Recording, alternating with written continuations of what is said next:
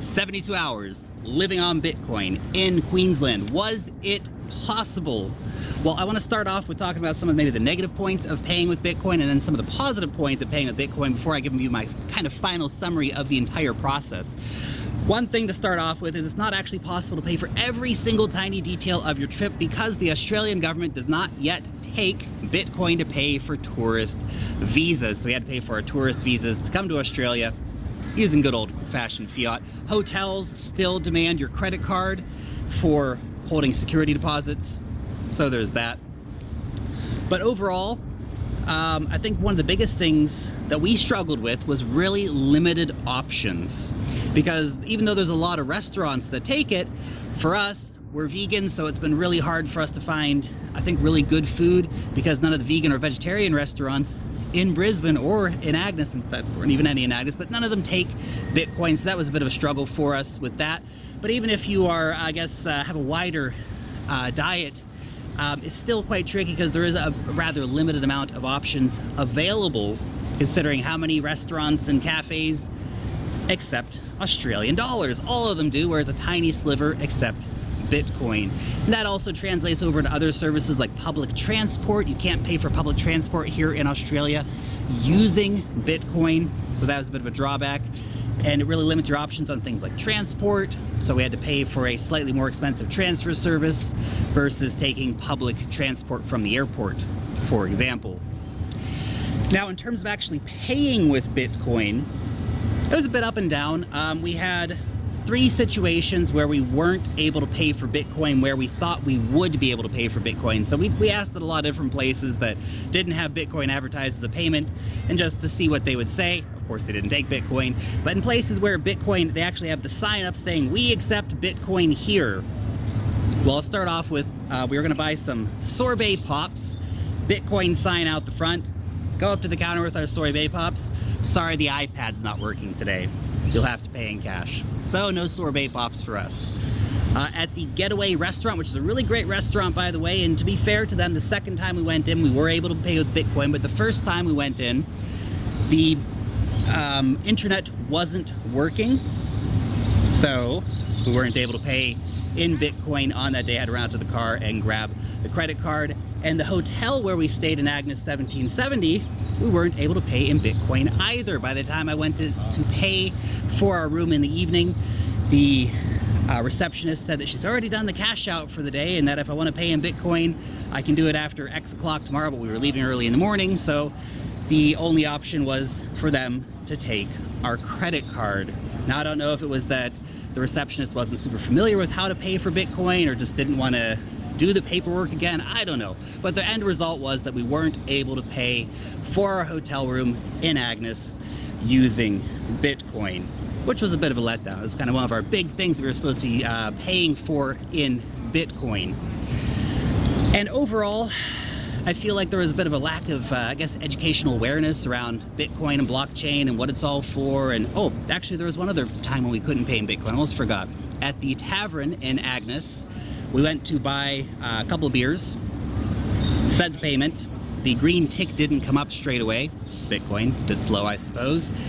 And so the barman asked, well, can you pay again? It doesn't seem to have come up. Let's try it again. Well, it's once it's gone from my wallet, it's gone, but he didn't believe me. So we sent the Bitcoin again. So now it's $30 for 2 beers. And it still didn't go through, at least not immediately. And so he asked for us to pay in credit card in order to be able to take the beers off of the counter and walk away.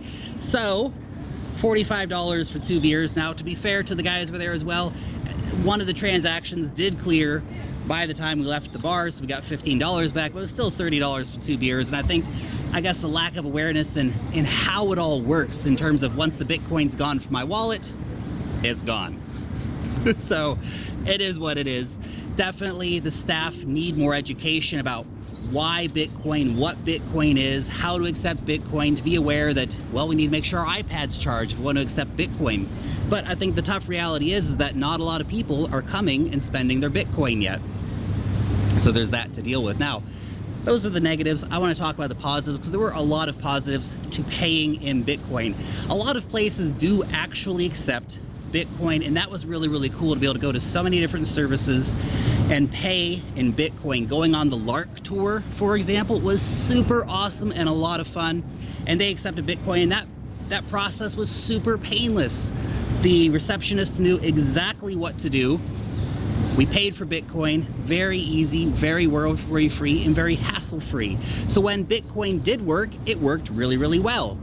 And I got to give a big shout out to Shelly from Zest Organics, because she met us specially. It's normally an online delivery store only, but she met us specifically and let us buy some fruit and different organic food from her shop, which was supremely awesome of her to be able to do that, and of course to let us check her farm out as well. So big shout out to her, and thanks for letting us, get some food. And that's another important point, because the supermarkets don't take Bitcoin yet. So if you want to get food and do self-catering, that can be really, really tricky. You're basically stuck with restaurants, or you can arrange some kind of deal if you're lucky. So we were lucky in that situation, but every average tourist coming to town may not have such options available to them. Now, in terms of what we were able to pay for with Bitcoin, most of our meals, but the best things in Australia are free. The national parks are amazing, the beaches are amazing, so it's a lot of fun in terms of what you can actually come out and do and check out. It's an amazing country to travel in. It's my third time in Australia, and it's always a great time. You can go and see kangaroos jumping around in the wild and all that fun kind of stuff, and that doesn't cost anything, but you do have to pay to get here. So that's one thing you need to keep in mind, and that's where the guys at Travel by Bit were really, really helpful. They helped book plane tickets, they helped book the rental car, and of course they helped book our first hotel. So all that stuff was paid for using Travel by Bit in Bitcoin. So it's really awesome to have those services available to use and to pay for using Bitcoin. So that was really, really awesome. Overall, I like how excited everyone is about being able to accept Bitcoin, and I think that the merchants in particular are really excited, even if their staff don't always get it, but a lot of staff do get it, and a lot of staff are really happy to see those tourists coming in, bringing their Bitcoin in to spend. I think that in our 72 hours, we were largely successful in paying with Bitcoin. Obviously, there were a few times when it just didn't work and we had to get the credit card out, and that was unfortunate, but that's the reality of the situation as it is right now. I think it's a fabulous supplementary payment option, in that when it is available to pay in Bitcoin, why not pay in Bitcoin? And I think it's really important for us as a community to support merchants who want to accept Bitcoin, because if a merchant is advertising that they accept Bitcoin but no one ever pays in Bitcoin, well, the staff aren't going to know how to accept those Bitcoin payments. They're not very incentivized to keep that iPad charged up all the time so that they can accept Bitcoin payments. And the merchant, after a couple months, will look and say, well, one person's only paid in Bitcoin, so why should we keep this service going? Let's take the sign down. It's not really important. It's not relevant for us. So if you have a merchant in your hometown who accepts Bitcoin, go down there and support them. Buy a coffee using Bitcoin. And if you're worried about, but my Bitcoin's gonna be worth $1 million in 10 years. Well, maybe it will be. Replace it. Go down, buy your coffee, replace your Bitcoin. It really helps incentivize merchants to adopt Bitcoin. And if we ever want adoption to happen past the point of just speculating on the price of Bitcoin, we actually need adoption. We actually need merchants, we actually need people to go out and use it. So it comes down to us as a cryptocurrency community to get out there and to actually spend our Bitcoin and not be afraid to spend our Bitcoin. That's perhaps one of the most important things. Anyway, it's been an amazing adventure. I'm so glad that you have all been here with me on this adventure. You guys are awesome. Long live the blockchain, and peace out till next time.